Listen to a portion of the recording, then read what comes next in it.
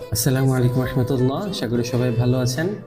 আলহামদুলিল্লাহ, আমরা ফ্রি কোরআন শিক্ষা সিরিজের অলরেডি 35টি ক্লাস কমপ্লিট করে ফেলেছি। আজকে 36 নাম্বার ক্লাস হবে। দেরি করব না, চলুন ক্লাসটি শুরু করা যাক। জি, আমরা গতকালকের ক্লাসে এই এক লাইন কমপ্লিট করেছিলাম এবং এই এক লাইনে এখানে একটি নিয়ম বলেছিলাম, আশা করি সবার খেয়াল আছে। নিয়মটা ছিল জেরের বাম পাশে যজমালা ইয়া, এটা মদের হরফ, আর এখানে এক লিফ টানিয়া পড়তে হয়। আর পিছনে এখানে একটা কায়দা ছিল, জবরের বাম পাশে খালি আলিফ, মদের হরফ এক আলিফ টেনে পড়তে হয়। মদের হরফ 3টি, এটা আমরা খেয়াল রাখবো। এখানে একটা গেছে, এখানে একটা গেছে, আর পরে আরেকটা আসবে। একটা হচ্ছে জবর দিয়ে, আর এটা গেল জের দিয়ে, আর আরেকটা আসবে পেশ দিয়ে। তো ঠিক আছে, আমরা এই পৃষ্ঠাটা শেষ করি।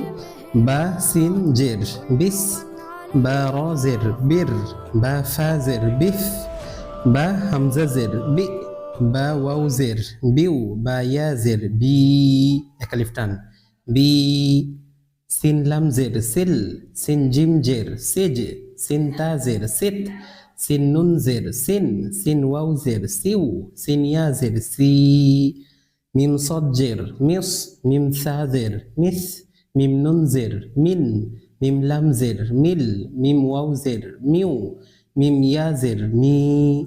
ফা র জের ফির, ফা জা জের ফিজ, ফা হা জের ফিহ, ফা হামজা জের ফি, ফা ওয়াও জের ফিউ, ফা ইয়া জের ফি।